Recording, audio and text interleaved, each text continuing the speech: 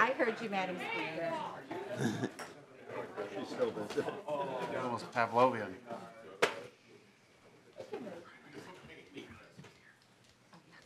Good morning.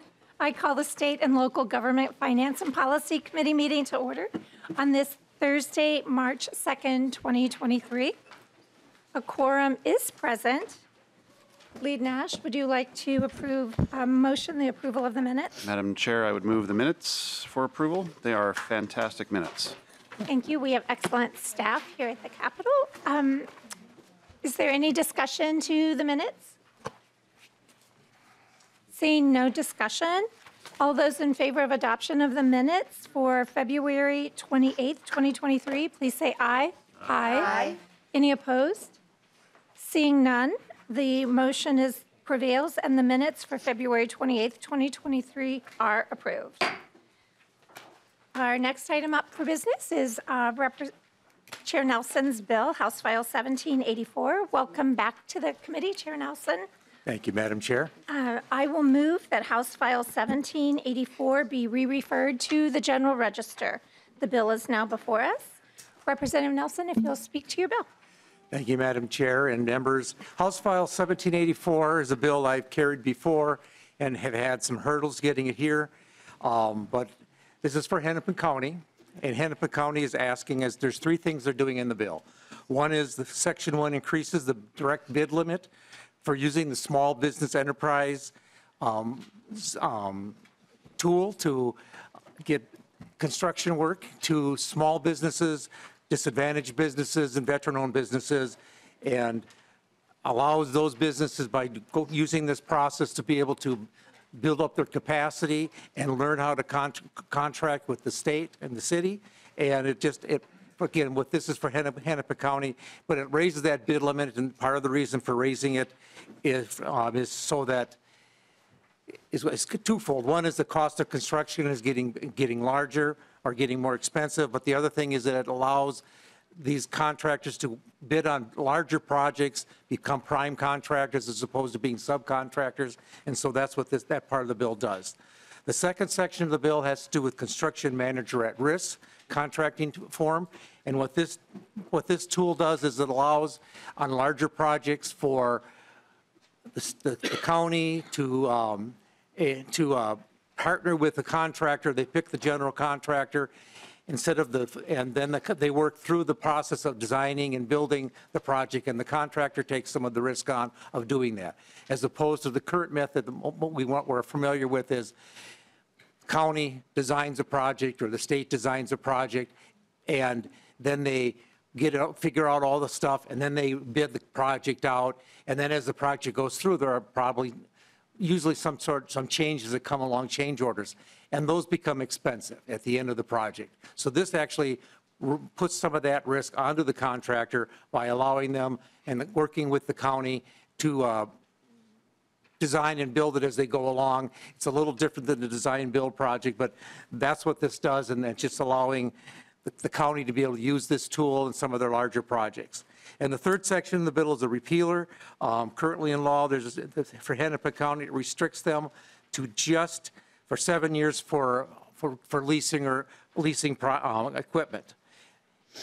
And this kind of limits them, especially on IT work, which is something Representative Nash understands full well, but it's on IT work and stuff like that. This is kind of an antiquated law, and it just gives the county more flexibility in the contracting for some of those services. And with that, I've got some testifiers, and we can go to them. Thank you, Chair Nelson. And if you would please state your name. Welcome to the committee. If you'd please state your name for the record and begin your testimony. Thank you, Madam Chair, members of the committee. My name is Michael Rosenfeld. I'm with Hennepin County. I'm manager of negotiated procurement. I'm here to explain the three provisions briefly. I've been encouraged to be brief. The first, which is the repealer. Hennepin County is the only county that has this provision in the statute limiting its installment or purchase agreements for equipment to 7 years. This really has an adverse effect on our ability to contract, particularly with IT, for software. We spend a lot of money customizing and developing software on the front end. There's a lot of front-end costs that are borne, and the useful life of that software often could be longer than 7 years, and we'd like to derive the benefit of that. So as opposed to having to go back out and procure new software, which can be disruptive to users. So we're supporting that change so that we would have greater flexibility and be able to have contracts for longer duration than the 7 years, particularly with these IT systems. The second part of the bill that Representative Nelson referenced is really important to Hennepin County, and that is it will expand the authority that the legislature gave to all counties in 2018, which is to allow direct bidding to small businesses. Small businesses, including small businesses owned by women, by people of color, by veterans and service-disabled veterans. In 2018, the legislature authorized that practice for contracts up to $250,000. Since 2018, we've seen what inflation has done in terms of our spending power, and that has we have made full use of that authority, and it has really resulted in many small businesses having contracts for the first time with the county, which represent their first public contract. And we'd like to expand that, the size of the projects that we could offer to those small businesses, and this legislation would increase the size amount to 500,000, from 250,000 to 500,000.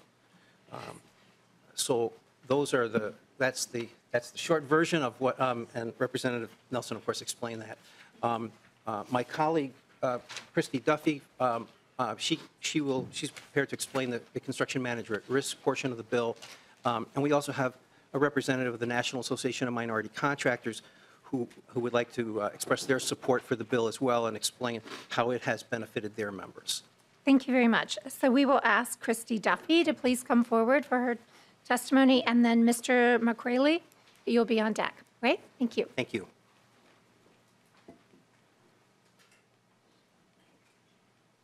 Thank you. Welcome to the committee. If you'll state your name for the record and begin your testimony. Good morning. Thank you, Madam Chair. My name is Christy Duffy, and I'm representing Facility Services with Hennepin County. I'm here to advocate for the authority to use construction management at risk delivery method for our construction projects. I think that this is an important tool that will help us control certain costs and schedule problems on our projects by bringing in that construction manager earlier in the project so that they can advise us on different elements of a project, including things like constructability or phasing, material selection, lead times, and things of that nature. And by expanding our authority to be able to use this delivery method, it will not hinder or impact any of our other disparity-reducing contract measures that we currently use. Thank you. Is there anything more you want to say? That's it. Thank you very much. And I will ask Mr. McCraley to please come forward.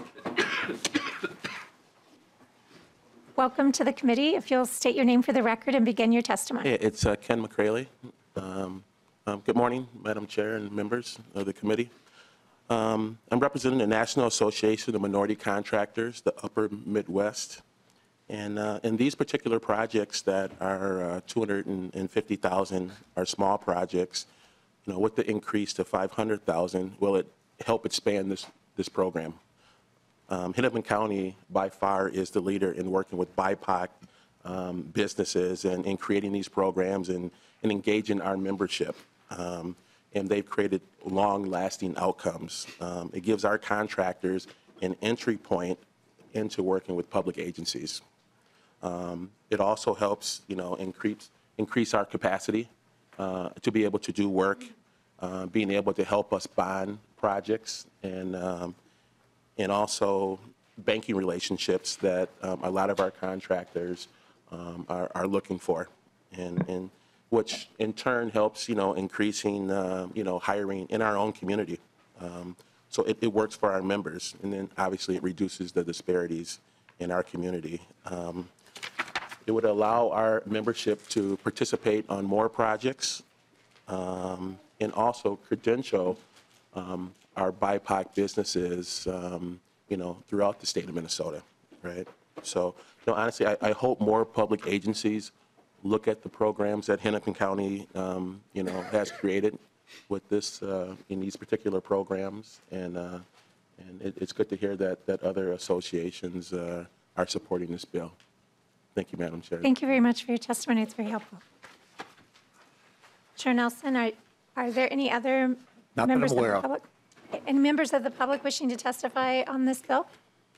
Okay, seeing none, we'll open it up for member discussion. Are there any? Oh, Representative Nadeau, you're hidden back there. I can't see you. Please, please go I'll forward. try to be loud, Madam Chair. Awesome. I don't want to be lost in on the sidelines on this one. This is, members, this is a really good bill, and the testifiers, alluded to the most important things, and it gives smaller contractors, and it doesn't matter if it's minority, veterans, women's, it gives smaller contractors the opportunity, more opportunities to get involved in the construction process. And that's what it is. I mean, most of us here know how difficult it is to actually do the work. Well, there's a lot of work just getting to the point of doing the work. It's bonding, it's insurance, it's increasing those limits, it's developing those relationships. There's probably only one business that's more relationships based than construction, and that's right here in the legislature. But construction is all about relationships, and you build them long term, and they're trust-based, and it's how small businesses become medium-sized businesses, become big businesses, and small businesses build neighborhoods, they build community. So I couldn't be more supportive of this bill in what it's going to do for, and I do think that the rest of the counties and other cities should take up this and find ways to build more programs like this in their communities. So I recommend voting yes on this bill. Thank you, Madam Chair. Thank you, Representative Nadeau. Representative Bahner. Thank you, Madam Chair, and thank you, Chair Nelson. Just wanted to say thank you again, and I echo much of what Representative Nadeau has said here today, and thank our testifiers for coming forward. I don't know how many folks know, but my sweetheart is of Caribbean descent, particularly Guyanese, and so I spend lots of time in circles with MEDA and MMSDC and folks who are actively working with minority businesses who are very passionate Americans. They're very passionate about their businesses and contributing to their communities. And the one thing that I hear from them the most is that they just want the opportunity. They want the ability to expand their business, to employ more folks, and to be able to do that. And so I just want to say thank you for this bill. It's a common sense bill, and it'll be really useful to the community. So thank you so much for that. Thank you, Representative Bahner. Representative Harder. Thank you, Representative Cleaborn and Representative Nelson. My question is that this bill is for Hennepin County, and I think it's great that we're working on behalf of small businesses. That's awesome. My question is, why is this bill just for Hennepin and not for all 87 counties? Thank you, Chair Nelson. Thank you, Madam Chair, and Representative Harder for the question. The reason, and as I said, this has hit some road bumps. I've had this bill in the past. Last year we had this bill, and we got some pushback from outstate counties last year on raising that limit, and so Hennepin County was sponsoring this bill last year. So this year we came back at Hennepin County only. I would not be opposed to, myself, be opposed to other counties wanting to do this or doing it statewide, but in the past we've had some issues. Outstate counties had some concerns about raising the limit on the small business contracting piece of it, so that's why it's just for Hennepin County this year. Thank you. Representative Harder? That's all. Thank you. Any further discussion? Seeing none, Chair Nelson, would you like to have final words? I thank you for all the love I'm getting on this bill. The extra testifiers I had that are on the committee, but it's a good bill. I think we should pass it. Thank you very much. And with that, I will renew my motion that House File 1784 be re-referred to the General Register. All those in favor of the motion, say aye. Aye. Any opposed? Seeing none, the motion prevails, and House File 1784 is re-referred to the General Register. Thank you, Chair Nelson. You have the next bill on the register, on the docket as well. House File 1555. I will move that House File 1555 be re-referred to the General Register. Would you like to speak to your bill, please? And Madam Chair and members, House File 1555 is the second part of the first bill, but it's for statewide. It's the construction manager at risk part. And as I explained before, as was explained here by the testifiers, this is a process that allows the counties, this would be statewide, counties, the cities, to be able to use on larger projects, to involve the contractor on the front end, again, for all the things that were mentioned, the methods, the materials, the available, the scheduling and all those pieces, and help them work that through, which in the long run, at the end of the project, you have less change orders, less costing, unexpected cost increases. And when you have change orders on the end of a project, when it's been bid, you get a solid price. But when you do a change order, that becomes a time and material, and that's a place where a lot of times contractors make a lot more money and costs a lot more for the owner of the project. And so this helps, the idea with this, it helps control those costs for the entities that are using it. Thank you, Chair Nelson. Are you ready to move then to testimony? Testify, yes. Okay. First, I have listed Tim Wark and then Nathan Sellers.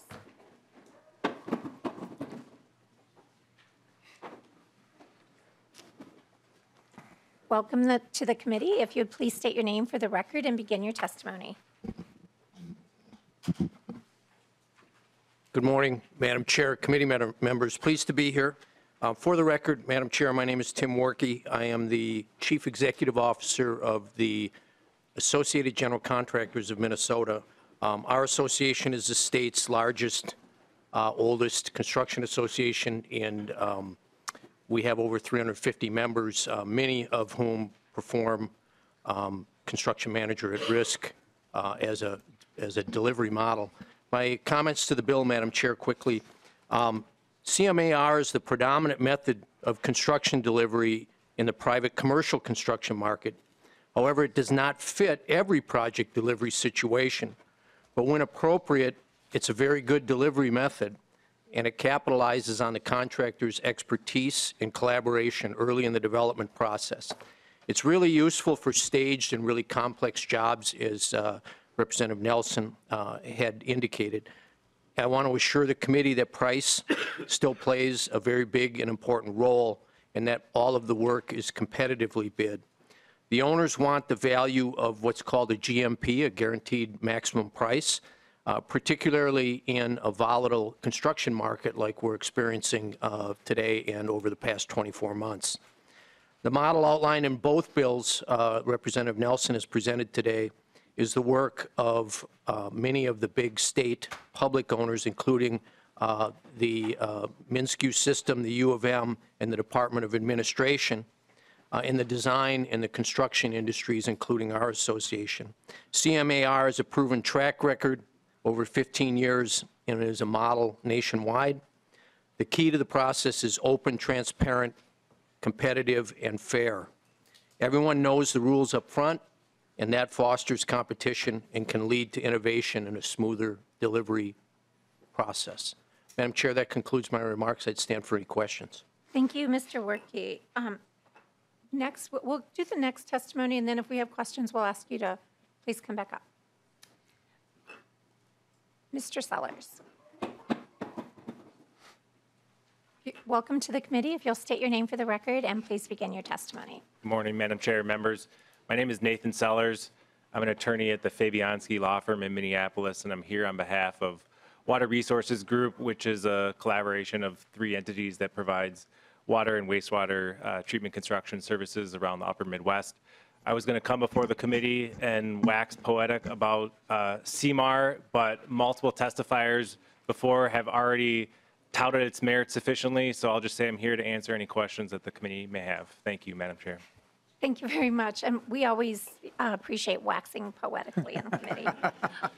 Are there any other members of the public who wish to testify on this bill? Seeing none, we'll move to member discussion. Are there any questions from the members? There's no poetic waxing. Oh, no poetic waxing. Chair Nelson, you're getting off easy this morning. All right. With that, seeing no further discussion, would you like to wrap up your bill? Again, you've heard the testimony that's given. This is a way to get a guaranteed price, to make sure that there aren't surprises at the end of major projects by working with the contractors. It's a good bill. Please vote yes.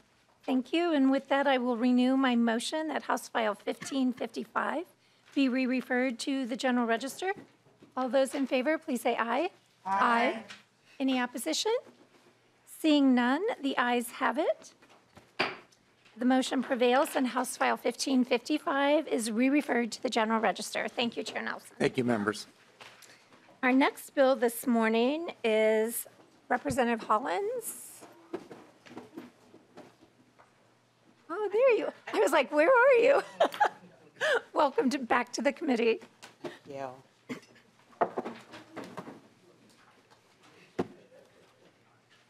Representative Hollins, welcome to the committee. And since you're not a member of the committee, I will move that House File 375 be re-referred to the General Register. If you would like to identify yourself for the record and begin your testimony. Thank you so much, Madam Chair. Thank you, committee members. I believe there is an amendment. If you'd like to do the DE1? Yes, please. That would be awesome. I will move that the amendment, the DE1, be before the committee. Would you please tell us about the amendment? Absolutely.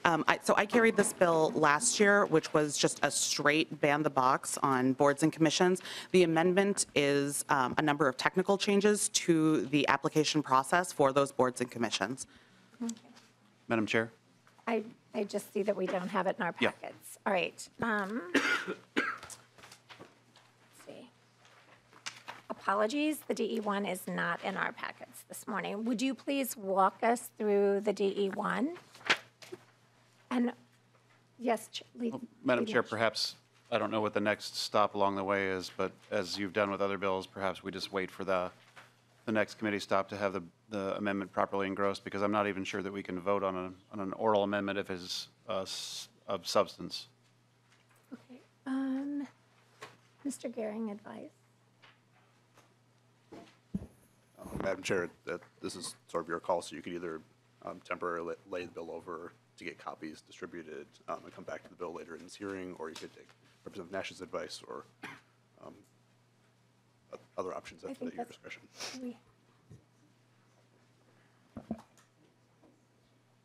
Okay.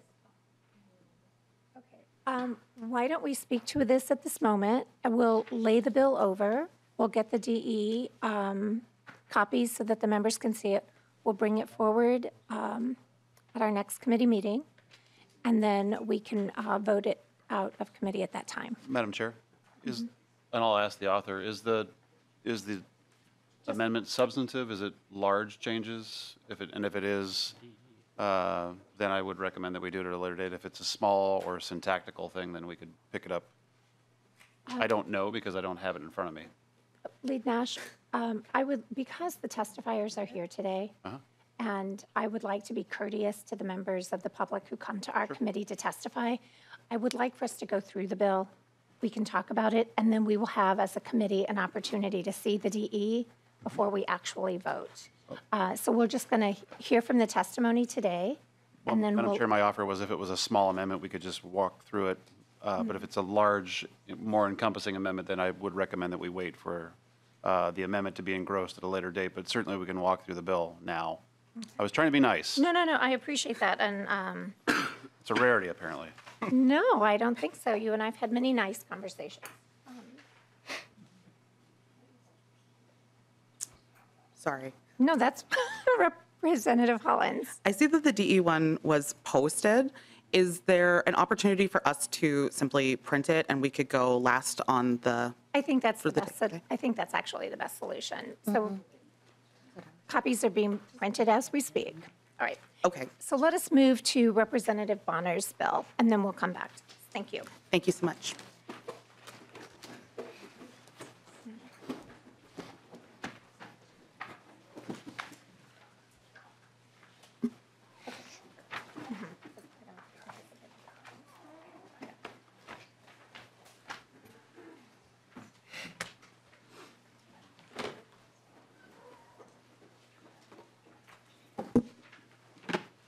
Representative Bahner, it's nice to see you at the testifiers table.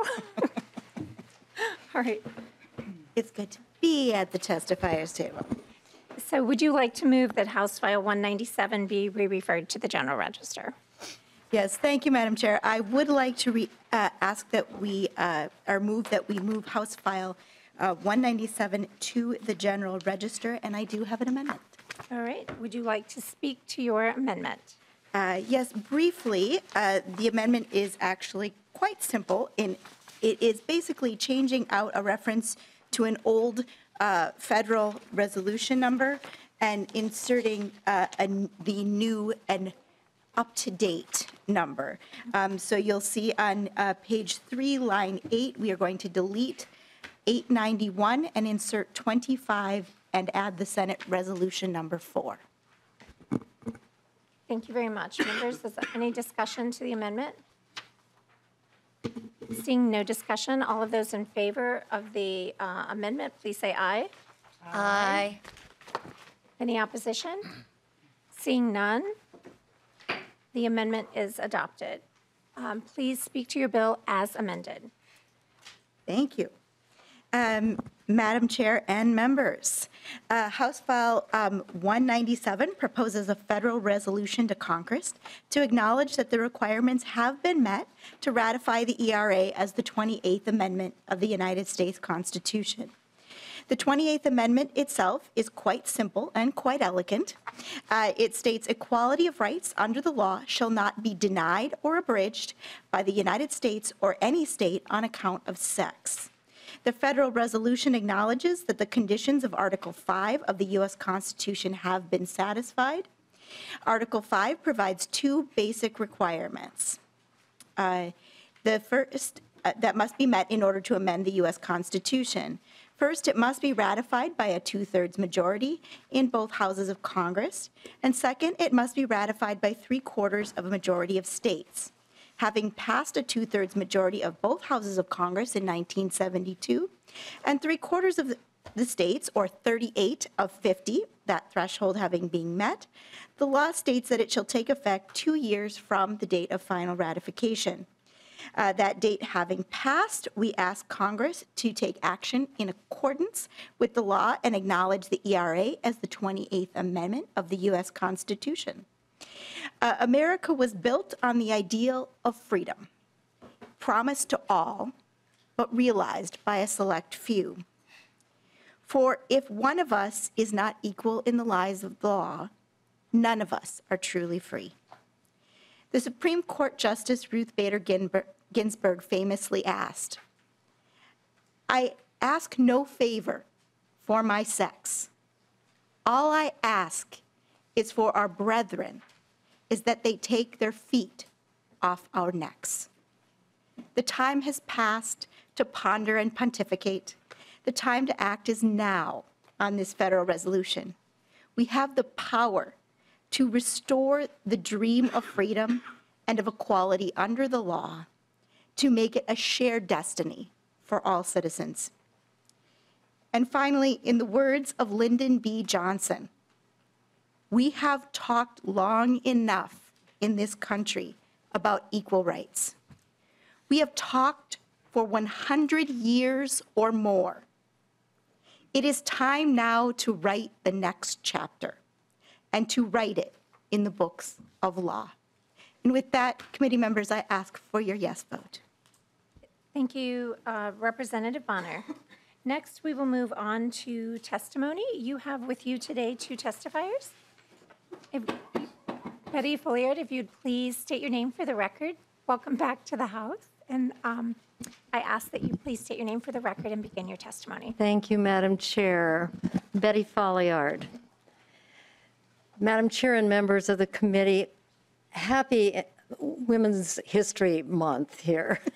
So we are here to celebrate and to look at how far we have yet to go. This is a simple resolution to Congress encouraging our leaders to enact the now fully ratified Equal Rights Amendment, the ERA.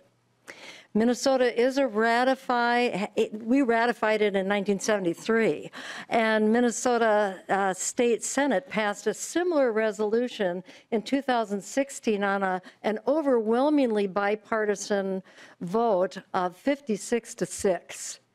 This is a good thing.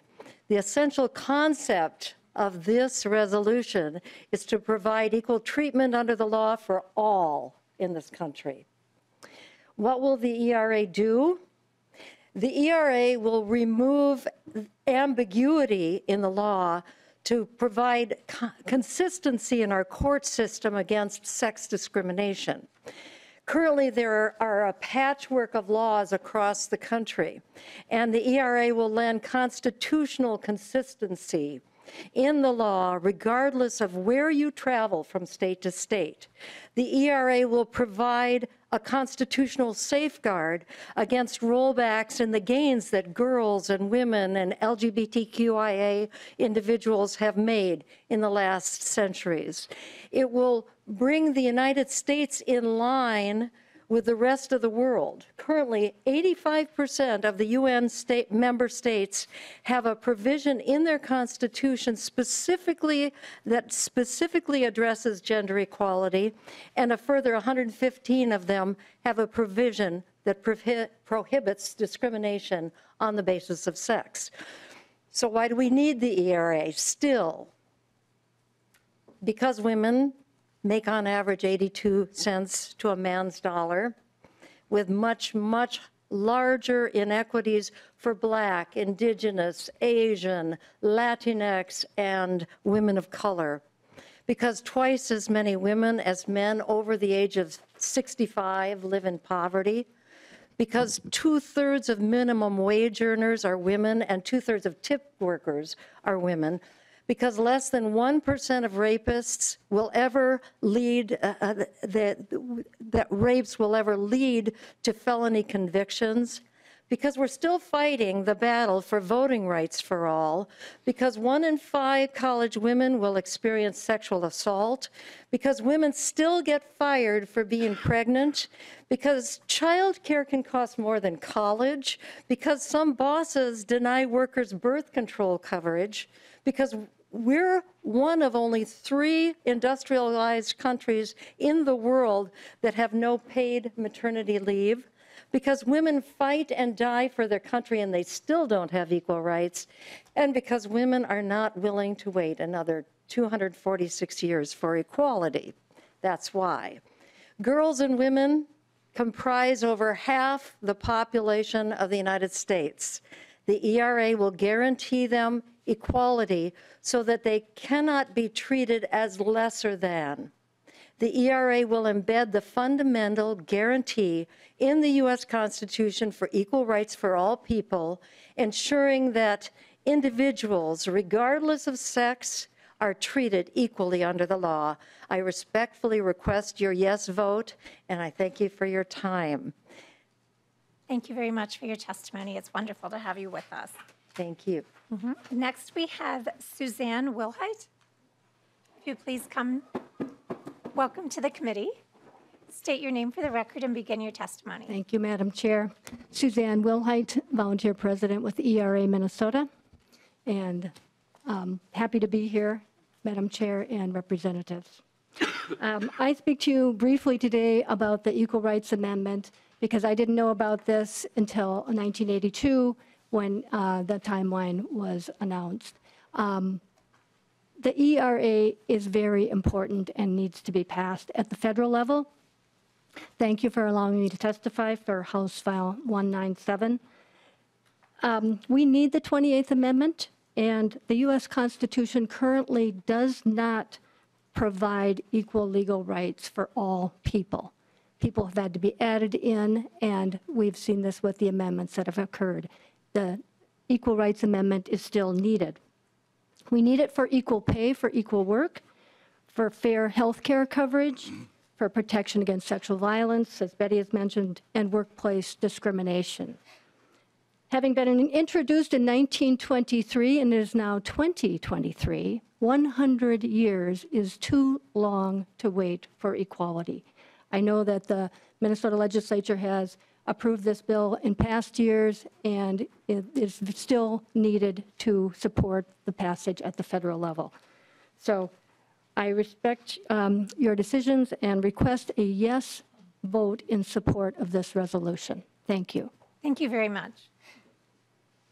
Representative Bahner, I do not see any additional amendments to your bill. I will move to member discussion. Members, do you have any questions, concerns? Representative Harder.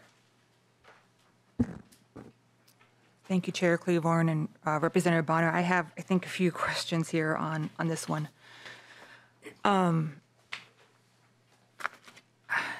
So according to this resolution, this was first ratified in Minnesota in 1973. Things have vastly changed since then. We have a lot of departments. There's been bills, you know, regarding a lot of the items here with discrimination towards girls and women. But there's a couple of things in here. I just need more clarification as to what this means. And it has to do with, it talks about this gender justice, this gender expansive. Can you please expand what exactly does that mean? Representative Bahner. Can you please point to the line that you're referring to? Yes, I can. Okay, I am looking at 1.9, and then I'm also looking at 1.22. And Representative Bahner. okay. Thank you for the question. So, you know, I think what we have seen historically here, for particularly when we talk about the concept of justice, and I think my testifiers alluded to this a little bit in their testimony, you know, we have fought, even within the last 4 years since I've been in the legislature, we have had to fight hard for things that we really shouldn't be fighting for at this time. Things like making sure that rape kits get tested so that we can bring criminals to justice, that we don't have young women that are falling prey. What's interesting about that in particular item is that we also found, and the BCA has found some really interesting correlations between data between rape victims and other crimes, which we never knew about. If we had done that testing, we might know more about that and have a better chance of success at finding and bringing those individuals to justice. We've had, in the last 4 years, we've repealed the marital rape exception. We've closed loopholes on sexual assault that have gone latent for years. It wasn't until actually one of our own former legislators and now a Minnesota Supreme Court justice brought to light that loophole once again and said, it's time to fix this. We're talking about making sure that we are not having young women being married off at young ages that are highly inappropriate.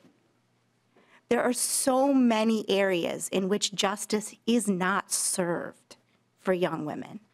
When you talk about domestic violence, there are places in this state right now where women are very concerned that they are not getting justice, to the point where they are stopping to come forward when they're being abused because they know the justice system is not serving them.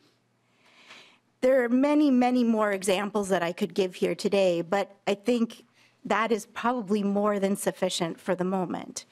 And I think that those issues are issues that have continued to sort of take a back seat and to not be brought forward. And so I think the time to really act on a lot of those items is now, and to bring that forward and into the limelight. So we have a long way to go, but certainly I'm delighted that in the last 4 years, this body, and in fact, many of the members around this table, have actually helped to right some of those wrongs. And I want to thank each and every one of you, Republican, Democrat, and across the spectrum for that. With that, I will be silent and see if my testifier has anything she'd like to add. I'd like to go back to, she said she had a couple of questions. okay. So thank you, Representative Bahner. Representative Harder, if you have a couple of questions you'd like to ask at the same time, and then we can maybe see if they can all be answered together. Yes, thank you, Chair Cleaborn. Representative Harder. Yes, the question that I'm centering around is this new term that seems to be showing up everywhere, and I'm not clear what exactly qualifies this gender expansive. I need clarification. What exactly is gender expansive people? Who are these people? Thank you, Representative Harder. May I? Madam Chair and Representative, If you'd please state your name for the record. Betty Folliard. What we're talking about is LGBTQIA and non-binary people in that language. And that's the language that Nevada just passed through their state legislature. Is that have I got that right? Mm-hmm. Yes, that's the language that Nevada just passed through 2 consecutive legislatures. Then it went on to their state ballot, and the voters voted for it almost 58%, overwhelmingly. It's language that shouldn't be confusing unless you want me to spell it out. It's lesbian, it's gay, lesbian, bisexual, transgender, et cetera, non-binary, et cetera. So that's kind of what we're talking about there. So it's everybody. I mean, the thing about the Equal Rights Amendment is that it is for everybody. And in fact, 25 years ago, David Schultz did a study. He's a professor at Hamlin Mitchell Law School, and he had his legal students do a study on the Equal Rights Amendment, and it found that men were using it at that time more than women. So it's something that is something that's available to everybody. If you are being discriminated on the basis of sex or gender, you have the opportunity to use the Equal Rights Amendment. Thank you. Representative Harder, is there a follow-up? Yes, there is. Okay, so thank you for that clarification. And I understand the LGBTQ, okay, the whole group. You know, if they can choose who they wish to partner with, that is their choose. That is their choice. The part that I'm going to take issue with is that I am a woman. I was born that way. You cannot change that. So you are including people, if I understand this correctly, that are changing because that's their choice. I mean, they can do that, right? But now you're including people that were not born as girls. They're something else. So now they're being included. So the perception that I have is that now I'm potentially going to be excluded because now I'm coming up with that we are all equal, but apparently some people are more equal than others. I mean, I struggle with that. Madam Chair? One moment. I didn't really hear a question. I just heard a comment. Okay. Right. I don't know if there really is a question. I just have, I would because like it's to move changed. to- The language has changed. So why has the language changed from 1972 It's the same or language. 3? I just need clarification on that, Yeah. please. All right. Thank you. Then Madam Chair, if I may Representative clarify briefly. Just to be clear, this is language within the federal resolution itself. However, the language of the actual amendment itself has not changed. It is that the equality under the law may not be denied or abridged on the basis of sex. There is also a recent court decision on the higher courts that suggested that the word sex is actually broadly interpreted to mean a variety of definitions, and that includes the LGBTQIA community, and that is the decision of the higher courts. So the word itself in the resolution and in the 28th Amendment is the word sex, but again, the courts interpret that a little bit more broadly. This resolution just alludes to that fact. Thank you, Representative Bahner. Representative Koznick, do you have a question? Thank you, Madam Chair, and Representative Bahner. I'm a proud dad of 2 teenage daughters. Was here to committee a little late today because my youngest daughter is competing in a soccer tournament out of state, so I drove her and my wife to the airport this morning. So, yep, I came a little late to committee, but I get so much joy out of watching them compete. And my older daughter is captain of her cross-country team, and her track team. And she's also doing some side training in between at the University of Minnesota just for extra competition. And they actually compete, men and women, they go by their times. And that's okay because that's her choice. But how does this bill, does it protect like high school sports where she competes on the girls' cross-country team with other girls, or the track team with other biological girls? The question was raised with the transgender, and that's kind of, how does that affect it in here? Because I think that's important, because I want my girls and all our girls and boys to be able to compete and enjoy their sports or activities and have the protection of competing with similar biological makeups to kind of keep it fair, because there are differences biologically. And so how does this affect something like that? Thank you, Representative Koznick. I'm going to add, we still have 2 more bills. So I want to make sure that, please keep your answers brief as possible. I'll be brief. Thank you, Madam Chair. I do want to point out that this bill in itself is simply a federal resolution to Congress asking them to acknowledge that the conditions of Article 5, in order to become an amendment of the United States Constitution, have in fact been met, and that we should publish the 28th Amendment, having been ratified by a collection of states that total 38, over 3/4, that we've met those conditions, and that we should in fact publish the 28th Amendment. So this bill itself actually has no impact on any of that question.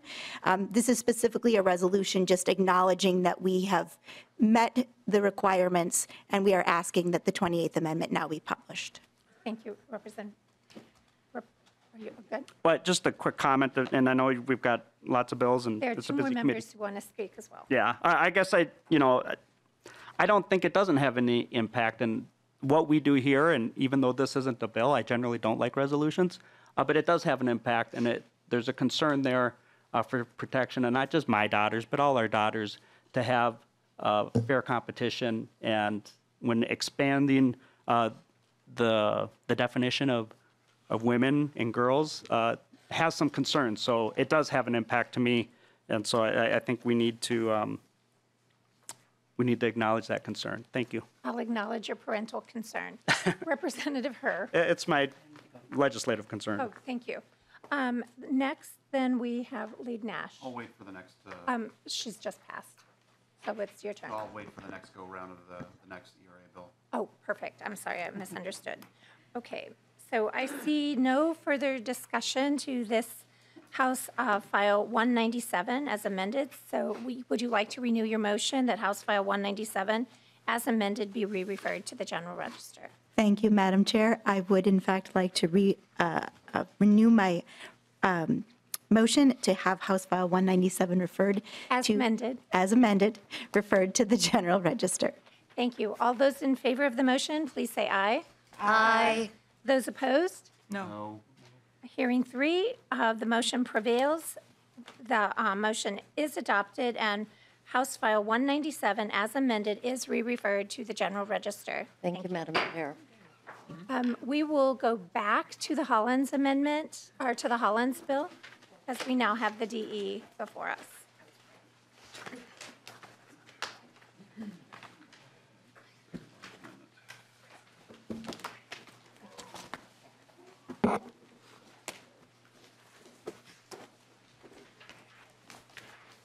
Thank you, Representative Hollins, for your patience with our hiccup this morning. I appreciate that. So now we are back to House File 375. Representative Hollins, I will move that House File 375 be re-referred to the General Register. And we will go to the DE amendment first. Okay, so I will move that the DE 1 amendment be before the committee. Is there discussion? Oh, well, why don't you talk to the amendment? Thank you. My goodness. Thank you, Madam Chair. So what I would like to do, I mean, because the DE amendment substantially changes the bill, I think that it would be great to move it and adopt it and then have a conversation about the actual bill, if that's okay. That'll be fine. All those in favor of adoption of the DE1 amendment, please say aye. Aye. Those opposed? No.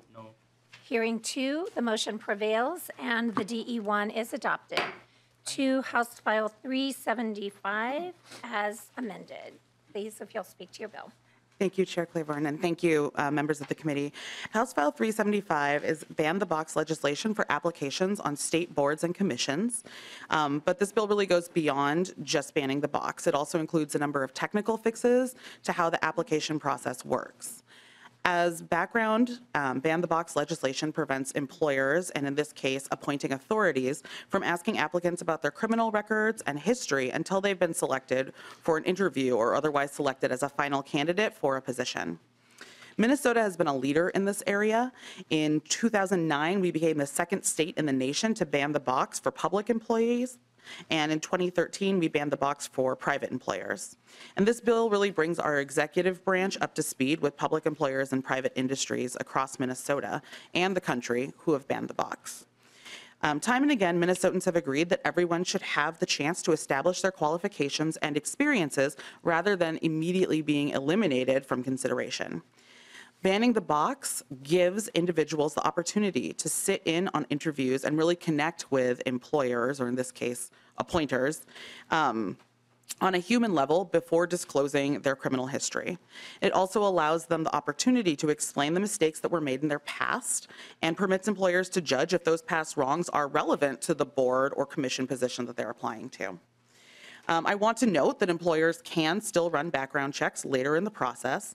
However, it's really important that we're casting a large net to get as many qualified applicants as possible. Within the current system, we know that we're missing out on great applicants who decide to not even apply when they see that box there. In closing, I want to note that the practice of requiring immediate disclosure of criminal history has disproportionately impacted communities of color and has led to a lack of diversity on boards and commissions. So I have several testifiers here who are going to walk through the more technical aspects of the bill, but I'm happy to answer any questions.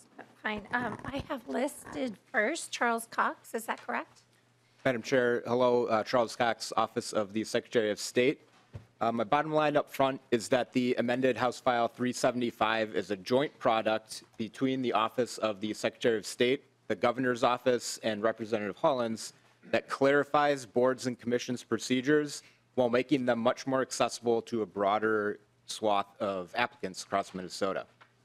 Minnesota's open appointments process for boards and commissions was established about 45 years ago, and the process of how you apply has not been altered substantially for at least 25 years.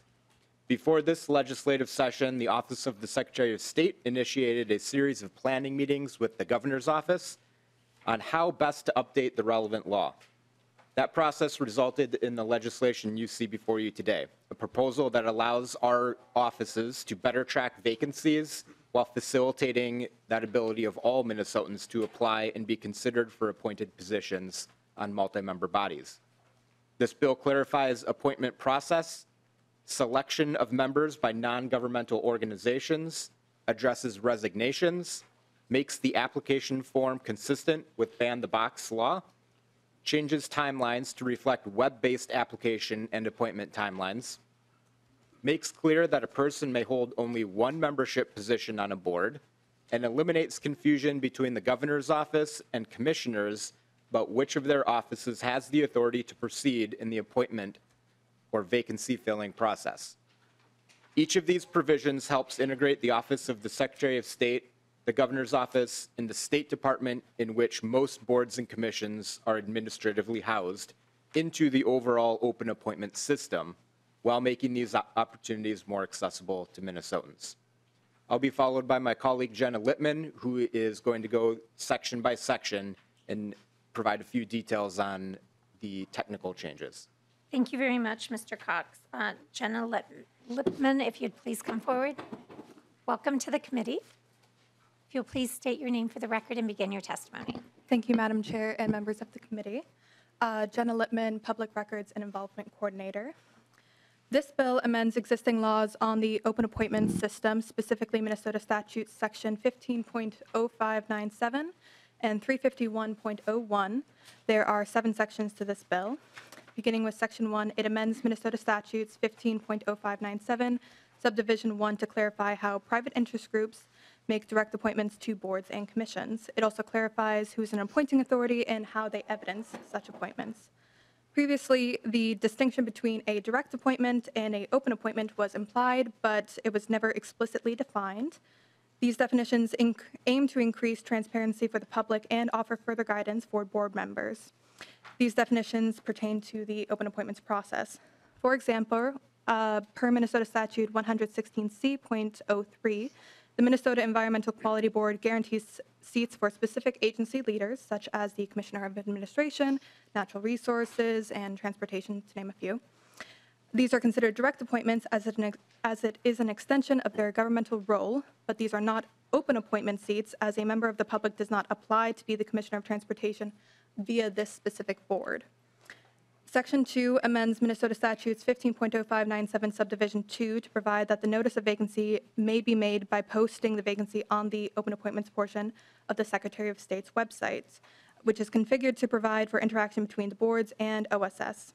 This change would both expedite the process of posting vacancies, thus maximizing the public's window to apply when boards are on statutory deadlines to fill specific seats, as well as reduced redundancy, since all vacancies and applications are now processed through the website, with hard copies being digitized and uploaded as they arrive.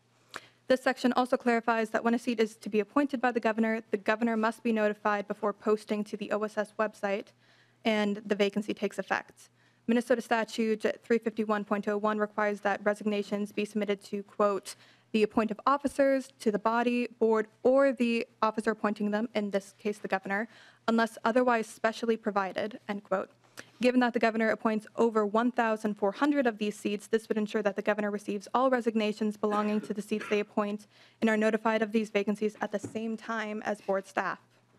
Section 3 amends Minnesota Statutes 15.0597 Subdivision 5 to delete the question on the open appointments application form, asking the applicant to state whether they have ever been convicted of a felony consistent with other current laws, and removes the notification requirement that appointing authorities can now check for themselves when no application has been received during the 21-day application period. This provision, like the remainder of this statute, dates in large part from 1978, when there was no other way for appointing authorities to monitor applications to the position. At present, all incoming applications are uploaded directly to the OSS website and managed by the respective agencies. Section 4 amends Minnesota Statute 15.0597 Subdivision 6 to reduce that the waiting period prior to making an appointment to 5 days after the expiration of the 21-day period for applications. It is no longer necessary to have a longer time period to appoint because the process has been automated. There's also a wording change that recognizes that the notice of appointment is the appointment of that specific individual. The section also requires that appointments be properly documented with an oath of office and appointment paperwork prior to the person serving. It also provides that these terms cannot be retroactive. And then tying back to Minnesota Statute 358.05, it restates that the oath required by law must be submitted to OSS. This section also clarifies that the direct appointments process, and it specifies that a person may only hold one member position, not including the chair of a body, cannot be appointed in the same multi-member board twice. Section 5 amends Minnesota Statutes Section 351.01 to clarify that in the case of a position that is appointed by the governor, any recognition must be received by the governor to be effective, not merely the chair of a multi-member agency, so we are linking those two statutes together. Section 6 adds language to the section commonly known as ban the box to include appointments under and made through the open appointments process. And then Section 7 amends that Minnesota Statutes Section 364.06 Subdivision 1 to clarify that complaints regarding potential violations of 364.01 and 364.10 will follow the Administrative Procedure Act's guidelines. Thank you. Thank you very much for that very clear description of this DE1, which has been adopted. Okay, Representative Hollins, is there anything you'd like to say? Is there more public testimony? No, thank you, Madam Chair. I'm here and available to take questions, but also you can't leave. Okay, then we will move to member discussion. Plead Nash. Thank you, Madam Chair, and to the author. Let me put it this way. If we could, we had a very academic run-through of what just got changed. Let's talk on application. If somebody does have a criminal background that would preclude them from being appointed, walk us through from an application perspective, from a common sense, plain language perspective, how that now comes to bear. Because it could be germane to whether they do or do not get appointed. Maybe walk us through how that would change. Could I ask for clarification of the question? Are you asking like when a member, I'm just confused about the question, so I apologize. I'll try to rephrase. Thank you. A person's criminal history does and can still have bearing on whether they are appointed or not. You are simply removing the box that says we have a previous criminal history that you're having to check. Walk us through the mechanics of how now someone would or would not be precluded from that appointment. Thank you so much for that clarification. That helps me tremendously. Representative Hollins. Thank you, Chair Claiborne, and thank you, Representative Nash. So my understanding is this removes the box that is just the initial aspect of it, right? That says we're not going, I have a criminal history. So it's certainly something that could be discussed, could be looked into, especially if that particular criminal history is relevant to the board or commission. But it's something that we are looking to take on an individual basis in a more holistic way to have a conversation about how that would apply to the board and commission. I don't think that in this situation, we are saying that if there is a crime that would preclude you from this, then obviously when you get to the period where you are in an interview or you are a final candidate or a part of that final candidate grouping, that question would absolutely come up, I would imagine. And at that point, then you could be eliminated from that candidate pool. Does that answer your question? Lead Nash. Thank you, Madam Chair. And it does, but my question then becomes, does that provide somebody grounds for perhaps pursuing legal recourse for being eliminated from the pool of applicants if they've gotten to the point where they're now kind of in the last 2 or 3 and the answer to them was, well, upon further investigation, we found you've had a criminal background and therefore that's why we're excluding you from this board if that's germane to the membership of the board. Certainly, if someone had a criminal background that didn't have bearing on the board they're applying for, that's fine. But if it does have germaneness to that board, are they, if they've gone down the road of being interviewed and they're in the final interviews and now they're being kicked out of the pool for that, is that cause or could that open up the door for us to have folks seeking legal redress because of the progression that they've made in the, I see your answer from your testifier is no, but that's my concern is that we're potentially opening ourselves up to greater litigation for somebody who's going to object to being eliminated from the pool after they've gone down a fairly lengthy process, perhaps. Thank you. Representative Hollins, before you answer, I'm just going to give the committee a warning that we are going to do a hard stop on this bill in 5 minutes. So if you will keep your answers brief, I would appreciate it. Thank you. Representative Hollins. Thank you, Chair. Thank you, Representative Nash. No, I guess. Also, I don't anticipate that anybody would be notified that you're like, oh, well, you have a criminal background and that's why you got eliminated from this pool. That typically doesn't happen. It's just you were no longer moving forward. Thank you very much. We will move to Representative Nadeau. Thank you, Madam Chair, and I'm going to be fast. I'm going to limit my question to page 5 of the bill. It's in statute 364.021. Do we need to amend the A, B, and C section of that to accommodate the addition, insertion of D?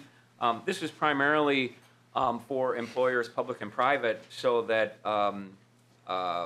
do we need to add appointing authority behind employer, private employer up there to ensure that if there is a disqualification, and I'm thinking of of sheriff advisory boards, things like that, where maybe that would be a disqualification. Maybe it would be something important to have on the board, on that board. I don't really know. But do we need to amend that to and add appointing authorities according to Section D? I'm sorry, Representative Nadeau. I'm trying to follow you on the DE on page 4, section 5. Is that what you're referring to? I'm sorry. I'm on page 5. It's in the 364 in the public and private employment consideration of criminal records section. Thank you so much. And So would- A, B, and C basically are talking about private and public employees. We've added D with a new appointing authority designation. My question is, do we need to insert appointing authority in A, B, and C to correspond? should we ask Mr. Gehring for clarification, or would you like to address that, Representative Hollins? I was going to let We'll the be test. deferring to our legal counsel on this specific. Thank you very much. If you'd please come forward and state your name for the record, please. Thank you, Madam Chair and members. My name is B.B. Black. I'm General Counsel for the Office of the Secretary of State. The language in this section is actually from the Governor's office. While it's a joint product, I would want to, with the consent of the author, consult with them before inserting anything into A, B, and C. I understand your point, but we have not been in contact with them on your point. They appeared to believe that D was sufficient, but I think we would all want to consult with them before that time. Right, may I please refer to Mr. Gehring as well? Thank you very much. Madam Chair, Representative Nadeau, so the paragraph D is the paragraph that really mirrors what's in paragraph A as applied to these appointing authorities. So I'm not sure that you actually gain anything by adding appointing authorities in those other paragraphs, because paragraph D really covers what already exists in the current law.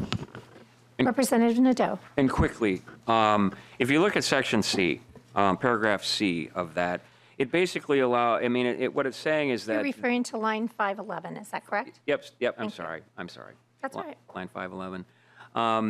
It allows employers and both public and private that their policy may disqualify an individual, particular criminal background, from employment with particular positions. So all I'm getting at is if there is a similar condition on the appointing authorities criteria for putting someone in there, letting them know early on in the application process that their criminal background component may disqualify them. That's my question.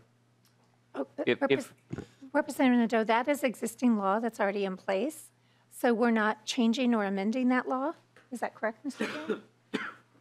Madam Chair, Representative Nadeau, right, so that's the current law, and I think a distinction here is that for many of these appointed positions, there are other statutes beyond what you see in the bill here that govern how criminal history is considered and how it's communicated to applicants for appointment to positions within state agencies and boards like this. So it may be worth some further conversation with the advocates to see if a clarification is needed here, but my sense is it's probably covered by other law.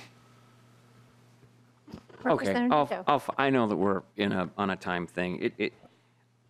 So I'll follow up with you, and I'll work with Representative Hollins. Thank you. Thank you so much, Representative Nadeau. I appreciate your willingness to go forward with that. Representative Koznick, briefly, please. Yeah, thank you, Madam Chair, and to the author, looking at 5.14, I can understand where you may not inquire or require disclosure, but in there it has consider, and I know that's also on line 5.4, but when people are doing kind of background checks, LinkedIn, kind of standard practices to kind of do a little Google search or something similar, if some kind of a criminal concern arises and they're known of that, how does consideration in the law as written, how do you not consider that, and how do you protect the appointing authority or an employer from considering it? Because that's going to come up, and once it's there, it's there, and it's going to, you have to give consideration. And this kind of opens people up, employers or appointees, makes it very difficult to comply with what you're doing here. So if you could just comment on that, then I know we've got time too, so. Representative Hollins. Thank you, Madam Chair, and thank you, Representative Koznick. So I think I see what you're saying, that you can't unsee, right, something that you Google. I don't know in the practical application of that. I would defer to my testifiers on how that would play out. To my Please state your name for the record. Sorry, thank you. Jenna Littman, Public Records and Involvement Corner. Thank you, Madam Chair and Representative. To my understanding, that this would not necessarily prevent appointing authorities from looking into said criminal history on a later basis after the applicant has applied.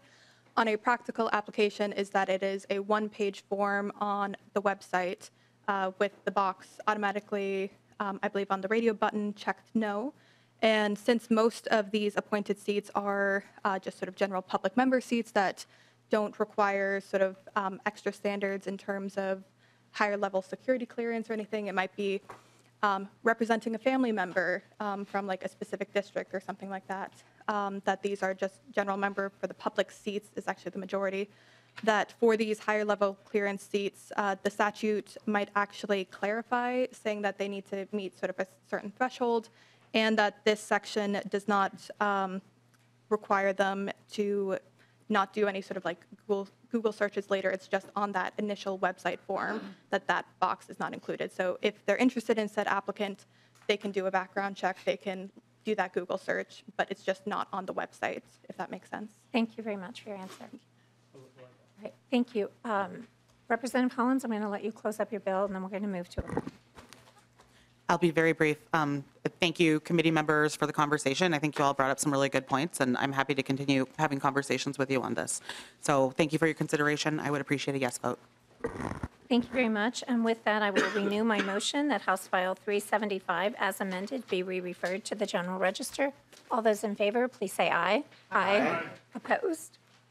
Hearing none, House File 375, as amended, is re-referred to the General Register, and I thank you for your patience today. Thank you. All right, next we will have our last bill for the day, House File 173. And I apologize, Representative Herr, I'm going to have to ask your testifiers to be brief in their testimony, since we heard already part of the ERA amendment today. Would you like to move House File 173 to be re-referred to the General Register? So moved, Madam Chair. Thank you. The bill is before us. Representative Herr, will you please speak to your bill? Representatives? Is there further conversation we need to have?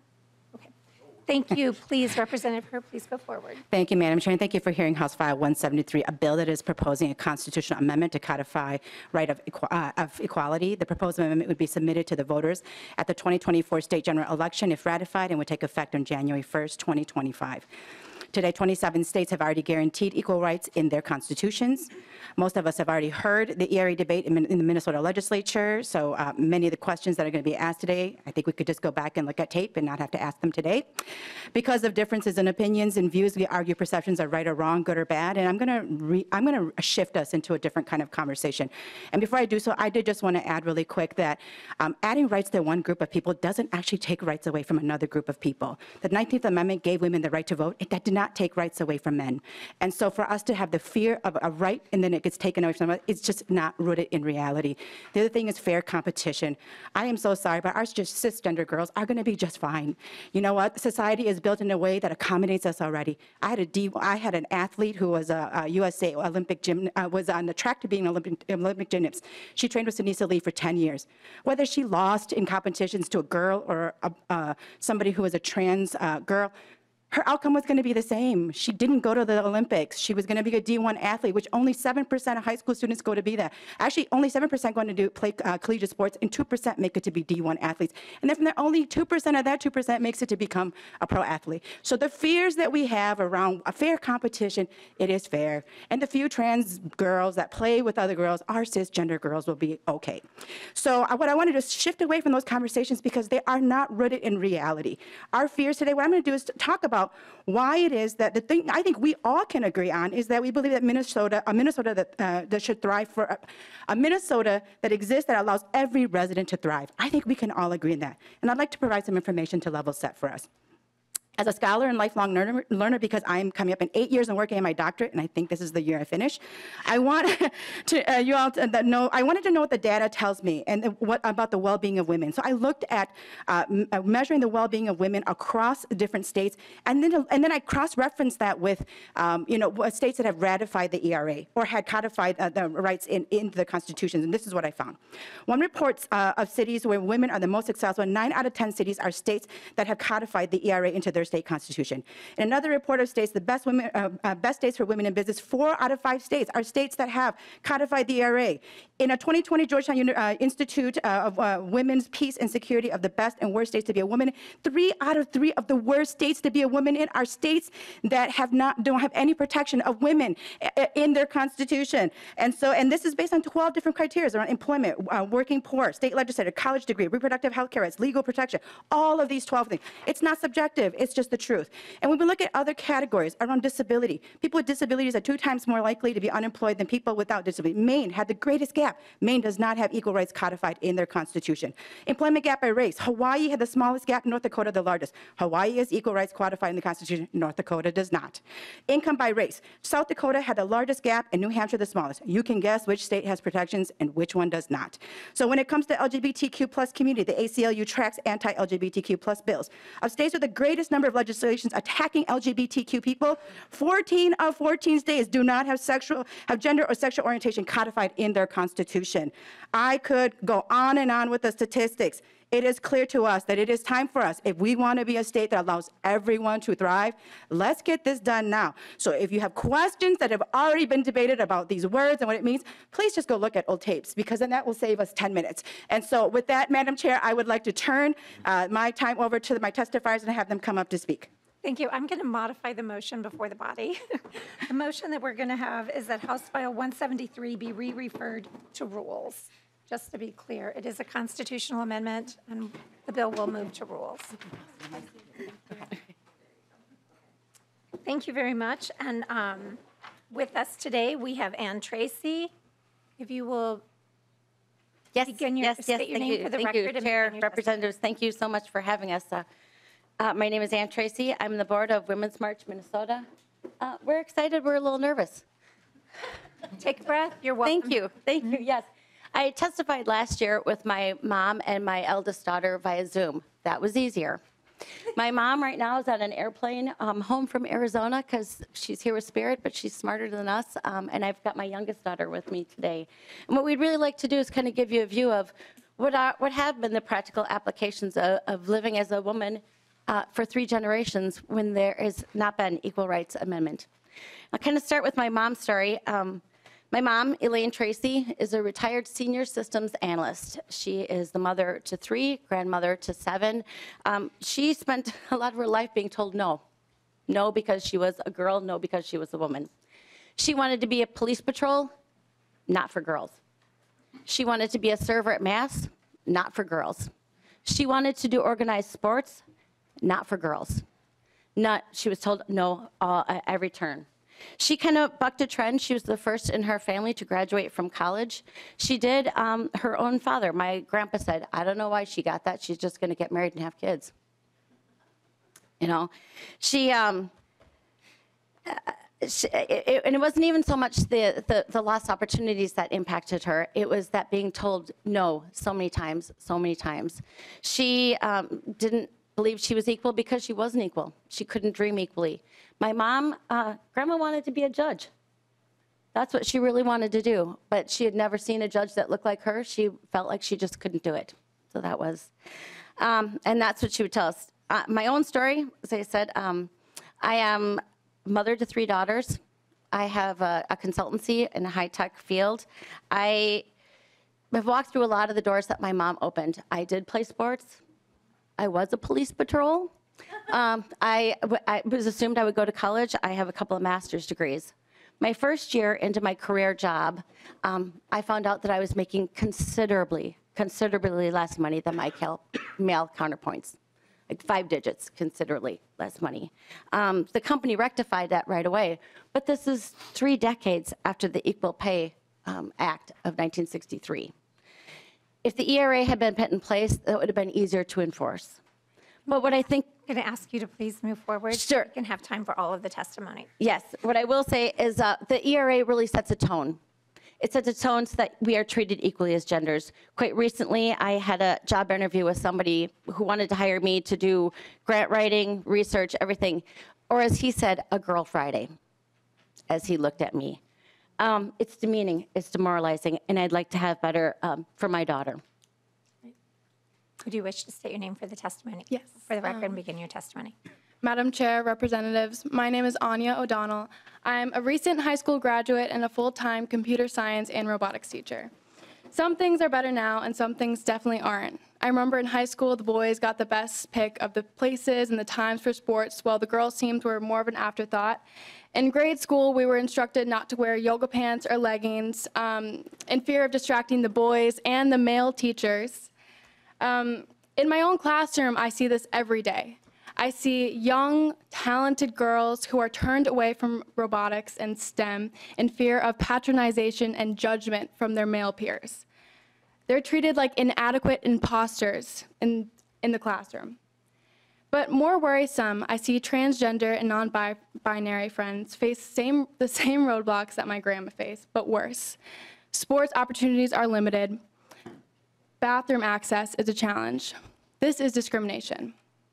The impact is that students like my grandma have limited opportunities, expectations, and dreams. Because of gender inequality, the community is not reaping the benefits of us all being our best selves. Thank you. Thank you so much, Anya. And I like the phrase inadequate imposters. Yes. Curtis Johnson, if you would like to come forward, and then that would be followed by Melissa Lopez-Franzen.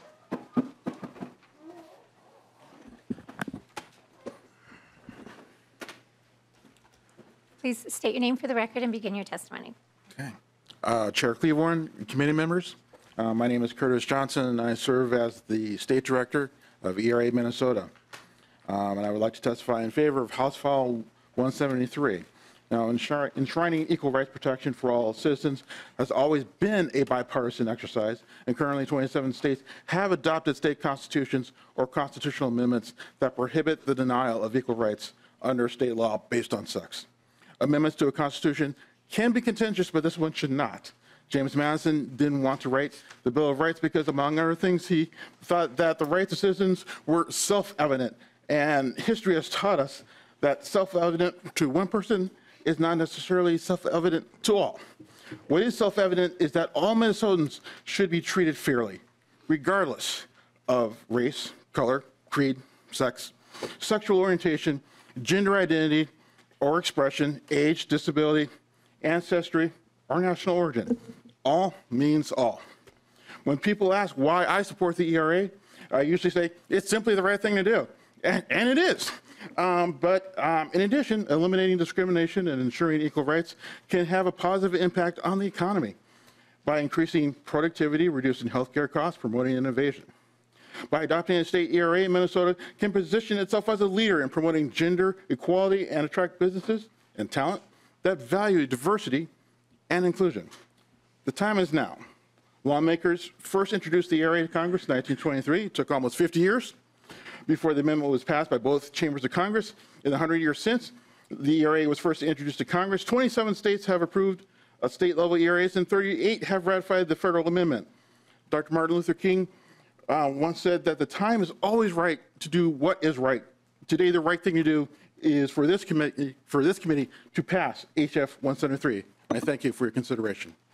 Thank you, Curtis Johnson. Next, we will have Melissa Lopez-Franzen. If you'll please identify yourself for the record and begin your testimony. Thank you, Chair Cleavorn and members. Melissa Lopez-Franzen for the record. And as I stepped down from my own public service, I made one promise, and that was that I would work as hard as I could to remove barriers for women in any way possible.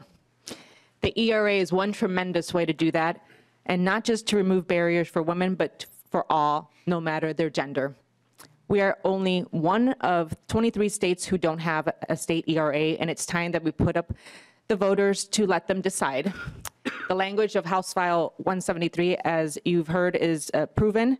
It's just passed, the same language just passed through the Nevada legislature and then was voted on and succeeded to become law on a vote of nearly 58%. You all know about inequities for women, whether it's color, pay gap, maternal health, disparities, domestic sexual violence, childcare challenges, caregiving challenges that are greater, and discrimination for their gender and for their race and color and religion, et cetera. But in addition, as was mentioned, the pay gap is not getting much better. In fact, I would argue anecdotally that there is evidence, and there is evidence to this point, that women during the pandemic took a step down and a step back in the workforce, among other caretaking duties that they took on disproportionately. I would also point out to the Attorney General's task force on expanding women's economic security and the report that lists 115 recommendations for advancing women's equal participation in the economy. So members, time has changed, but not enough, and there are still extreme barriers for women in particular that still exist today. And that is why the time is now to protect women and all people regardless of their sex. And that is why I ask for your vote for this constitutional amendment to go to the voters of Minnesota. The time is now, and we are ready for this discussion. Thank you. Thank you, Senator Franzen. I know of no amendments to this bill. So next we'll move to member discussion. Representative Kosnick. If you'll please keep in mind the time. Absolutely, Madam Chair. Either to the staff or the author, in line 1.10 or 1.17, and this is pretty consequential as a constitutional amendment, but how is age defined on here? Or how do we define age? It's not defined on here. Is there another statute that we define age? Mr. Gehring. Madam Chair, Representative Kosnick, there's not a definition of age in this proposal, so that would be, if the amendment is ratified, it would be subject to interpretation and application by court decisions. Follow-up? Well, I just did a quick Google search, seems to be my friend today. Age is the length of time that a person has lived or a thing has existed. So thank you for bringing the amendment. Thank you so much. Lead Nash. Well, thank you, Madam Chair. And I'm not going to share my words today. I'm going to share the words of my wife and some daughters. My wife, very smart lady, she is an industrial engineer, and she kicked the crap out of all of her male counterparts in both class and in her job, stomped them into the ground, and I was very proud of her. But her assessment of this is that she, by virtue of the 14th Amendment, felt that she didn't need anything else, that she was mortified in her estimation that she was not already equal under the law. And those are her words. We've raised 3 daughters. My oldest daughter is a senior at NDSU, but she should only be a sophomore. Once again, she stomped all of the male counterparts into a mud hole, in her words, and she's quite capable on her own, in her estimation. Again, not my words, hers. So I just wanted to make sure that we put that out there because they all feel that they are equally protected under the 14th Amendment, and once again, they were deeply disappointed to find out that apparently they were not. Thank you.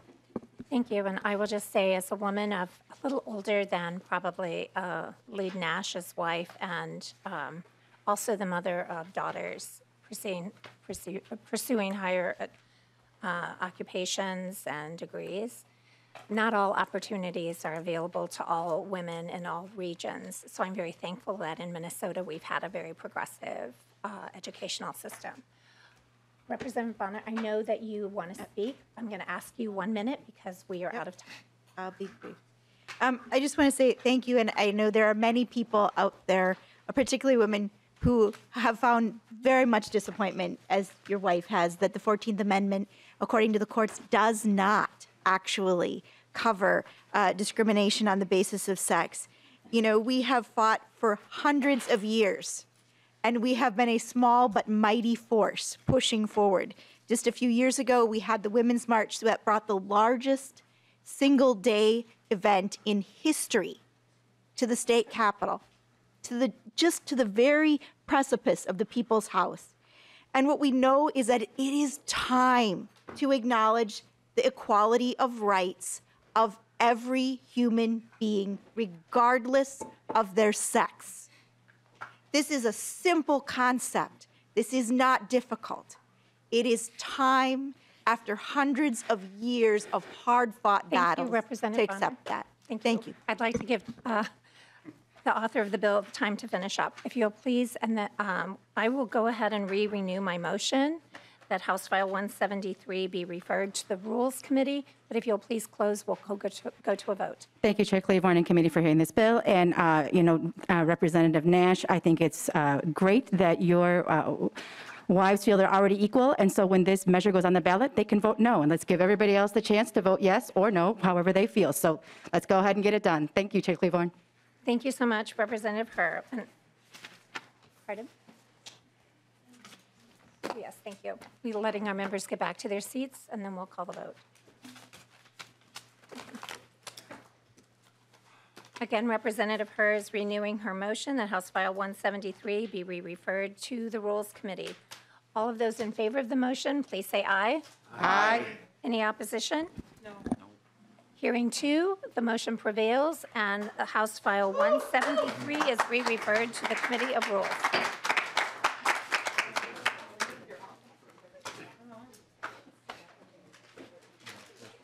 All right, members, I just want to call to your attention that we will have a meeting on Friday.